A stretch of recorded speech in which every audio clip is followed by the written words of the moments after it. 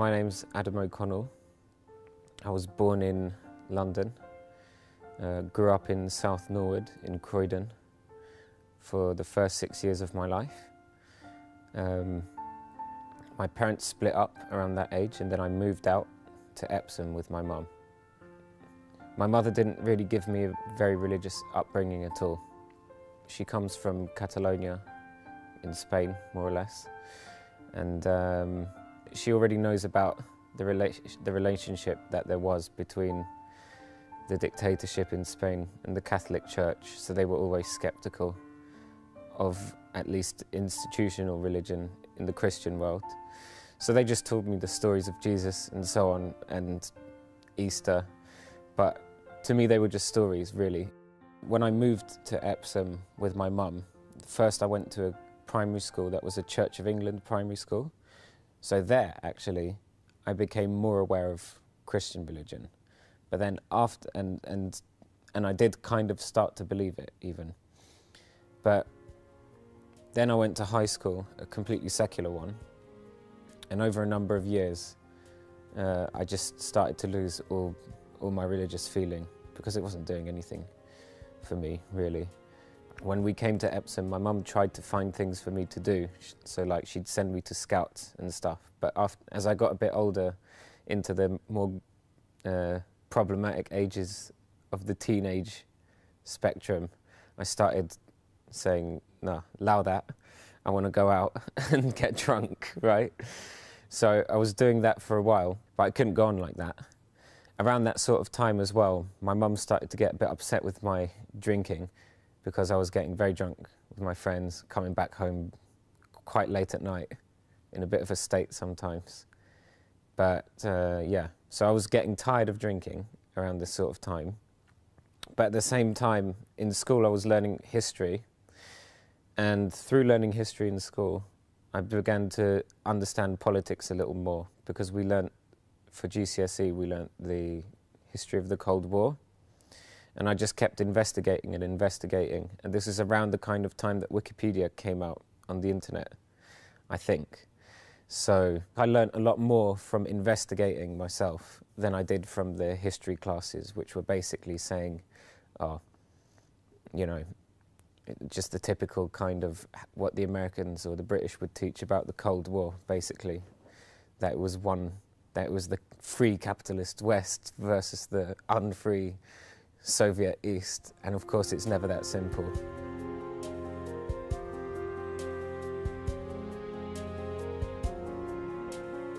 I started losing the basic belief or acknowledgement of Christian narratives that I learnt in school, from Church of England school, while I was at high school.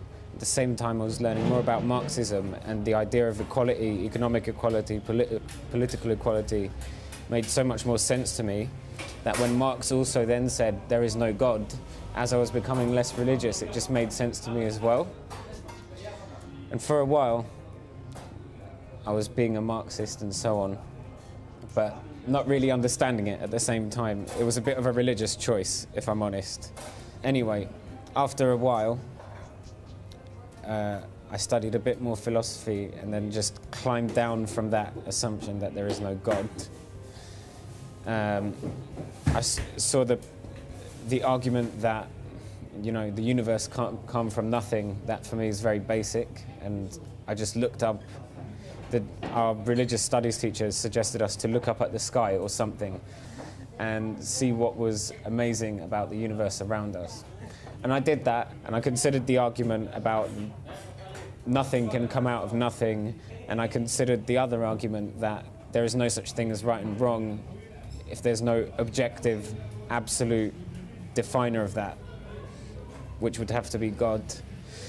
And so I became a non-religious theist. So I was not following any religion, but I believed in God, and I was still a socialist, economically, politically speaking. But I carried on with my drinking, with my stupid young life, meeting those privileged old socialists who don't really do anything.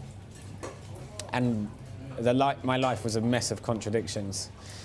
So it was only a matter of time that I would see a religion or if it made sense, then I would go for it. Because I believed in God, I believe in justice, but the only problem is that none of these things were linked. So literally I was ready, you could say, for Islam to come into my life. And then the war in Lebanon, when Israel invaded, happened in 2006.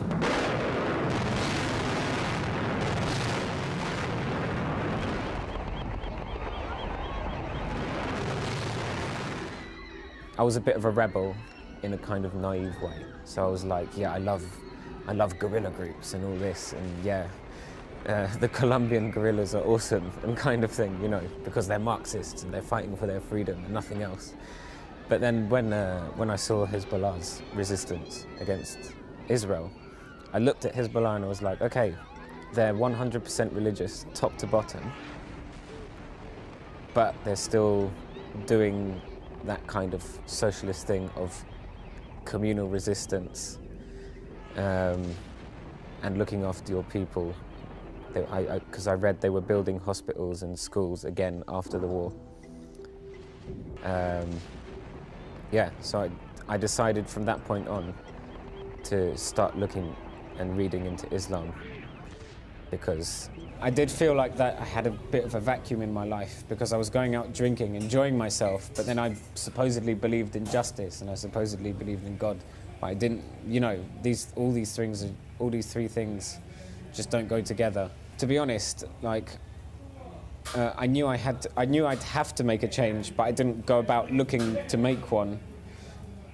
Literally, the war in Lebanon happened, and that made me want to research Islam more. And I looked at any old thing on the internet that seemed reliable, that seemed plausible, of course. And then the more I read, the more I agreed. You know, whether it was about the ideas about the family, or the ideas about economics, or the ideas about treatment of orphans and such, justice for the oppressed. I just agreed more and more with it. But then I thought, okay, maybe I should buy the actual Quran now. So I ordered one off Amazon, clandestinely, sort of, because at that time, I didn't want my mum to know. And again, the more I read, the more I agreed. I didn't even necessarily want to agree with it. It was more a realization that, it was like a realization that this is the truth. Am I going to apply it now? Am I going to accept it now? It was more that kind of thing, rather than, oh, I like that, necessarily. Of course I liked it as well, but it was not.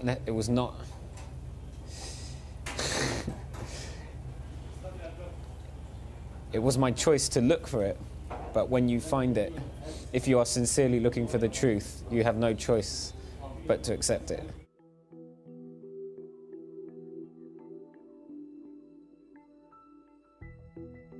So I'd be reading Quran on the train going to and from places on the weekend. The more I read, the more I agreed. Also, the more I read, the more it seemed to me that this was not just some book, you know, that someone was speaking to me here through the ages. And the one verse that kind of made me go was Al-Asr, actually, because it just explained something to me that I felt was absolutely true. That if people don't do good things, don't seek the truth, and for me the truth was always important, and don't be steadfast or patient, then you'll fail, you'll get lost if you don't do those three things, as well as believe, of course. But at that time, obviously, belief wasn't the #1 priority. But I read that verse and it was like, wow. And then even before I finished reading the Quran, I kind of decided that I must be a Muslim now because I believe this. And I didn't really go around saying it for a while. But then eventually I thought, okay, I'm going to start telling people I'm Muslim, because, you know, if I follow the truth, or if I claim to follow the truth and I find that this is the truth, then I have to stay true to that. otherwise, what kind of person am I, right? So I'd severely cut down alcohol by this point as well.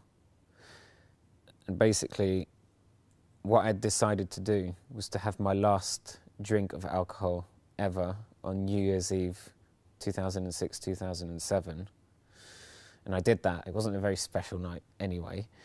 And then after that, I started telling people that I was Muslim.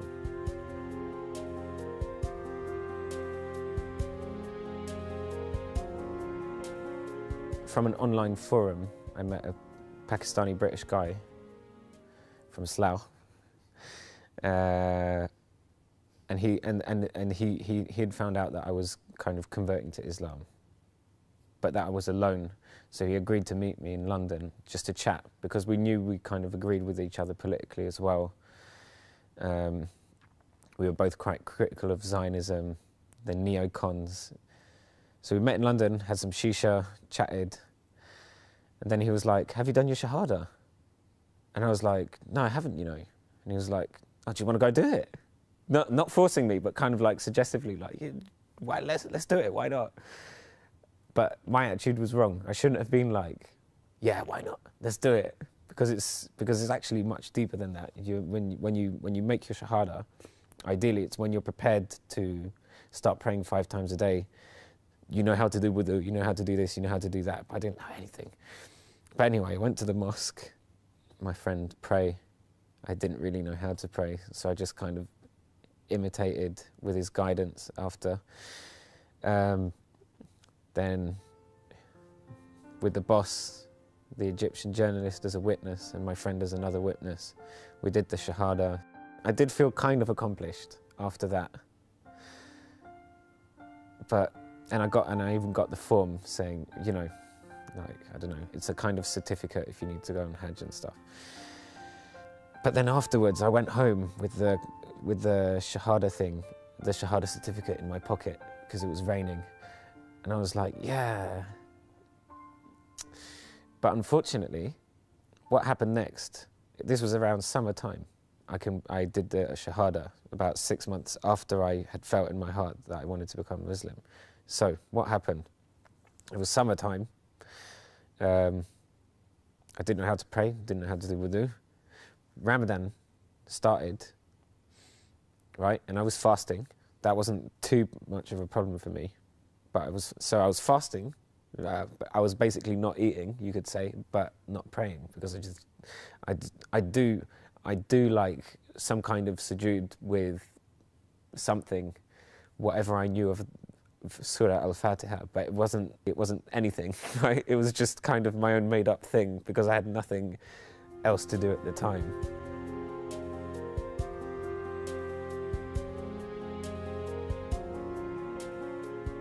So I continued going to school, right? They were asking us what we wanted to do for uni.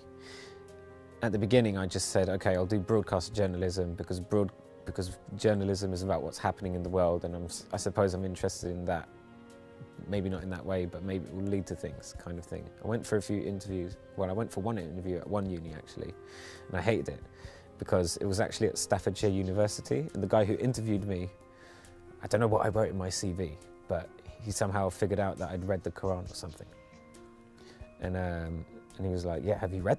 He asked me, have you read the Quran? I was like, yeah. And he goes, it's scary, isn't it? And I was just like, whoa, okay, this is not my place here, kind of thing. And maybe broadcast journalism isn't my subject. I didn't even really want to do it in the first place. But all this pressure, apply.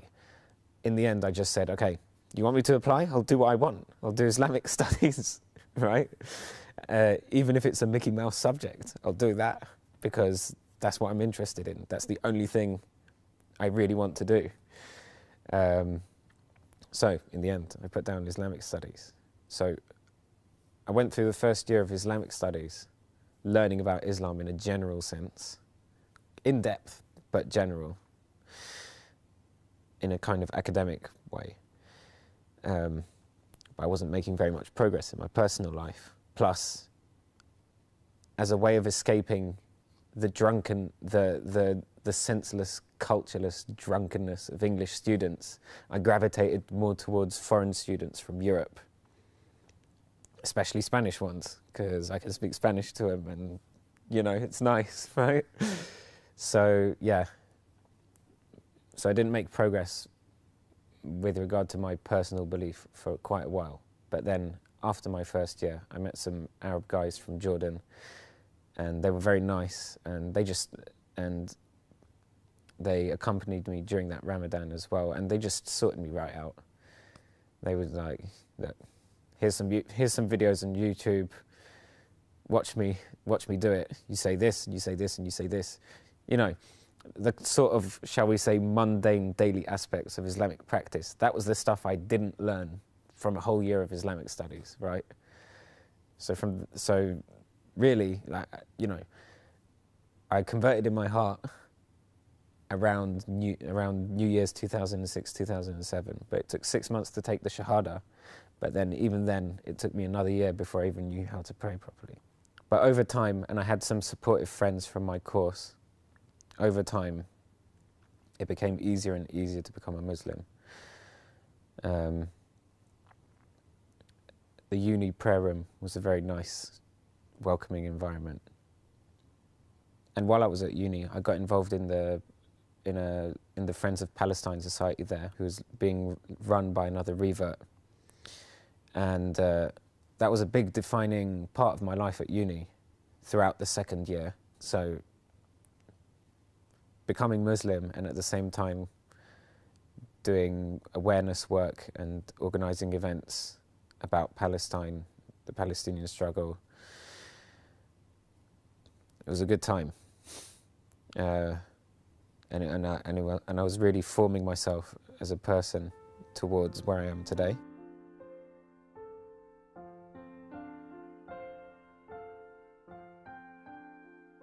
My advice to potential reverts is, first of all, when you look at religions, judge the religions by their own merits, by their principles, their ideas. Are they logical? Does it make sense? Does it feel right in terms of right and wrong? Rather than looking at religious people, because religious people can do all sorts of things, or so-called religious people, you know. Secondly, make sure you find some practicing Muslim friends. It's one of the most important things, just to get you to know, get you to learn the basics, how to pray, what du'as for this and that, etc. Make sure you go to the mosque at least every Friday, if not more. It will keep regenerating your willingness to keep going. And as for people who feel that they don't want to enter into a particular religion because they don't like organized religion or whatever, they should ask themselves, who are they to decide that they know what is right, in contrast to religions which are thousands of years old. So if you're confident that you know better, fine. But do you really know better? That's the advice I'd give to them.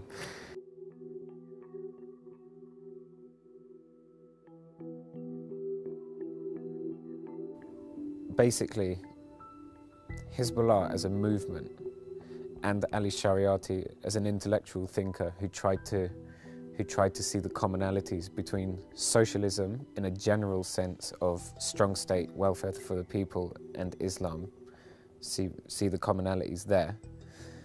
So that group and that man were the biggest influences in terms of my religious and political formation together, because he was a Muslim, he was an Islamic revolutionary in Iran and a socialist at the same time. And he was the person who introduced to me this idea that Islam is not just a recent thing, but it's something that goes throughout history. There's a book by him, but it's actually a transcription of 2 of his lectures. And it's called Religion versus Religion. And basically he says, look, the history of the world is not people who believe versus people who don't believe. What it really is people who believe one thing and people who believe another thing. His basic theory was that throughout history, religion goes through a similar process whereby you have monotheists who follow the religion of God, who give the message to the people. Then over time, either the people become corrupted or a corrupt priest class emerges, and then they corrupt the religion, and then it deteriorates until another prophet has to come, right? And that's his kind of argument, that it's not religion versus non-religion, it's the true religion versus the corrupted religion throughout human history, right? So, you know, the Quran and Islam is appealing because it confirms, and it confirms the veracity of previous texts, which are less accessible because of their translation, or because they don't exist, but it also corrects the other two monotheistic religions on things and beliefs and ideas that are very problematic for a lot of people. Another thing about Islam, a misperception that people have, is that it's an Arab religion, that it starts with Muhammad, and Muhammad is the prophet of Islam. True, but actually Islam says that he is the last prophet of God.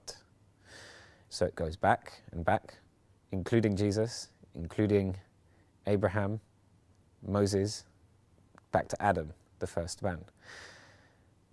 So really, there is Islam, TM, which is promoted by Saudi Arabia or whoever it is promoted by, which looks like an Arab religion or a Pakistan religion or a recent religion from the last 1,000 or more years. But what is described in the Quran and the book and the ideas and the scholars is actually something deeper that goes far back. So the idea of being a Muslim is not just being someone who follows Islam, so that's your label. Rather, being a Muslim is a title that you get by doing certain things like praying 5 times a day. And the prophets before Muhammad prayed, fasted, they did all the similar things. So what Islam means to me is basically, it's a religion which outlines how things are structured in the universe, with God as the creator, originator, all power comes from him. So Islam is something that enables you to better understand your place in this world in terms of dunya versus akhirah and that kind of stuff, but also in a worldly sense. It provides me great moral prescriptions. It encourages great things like helping orphans. It's a great reminder of what you should do in order to stay focused in life, and it helps me stay focused in my own mission to look for justice in this world.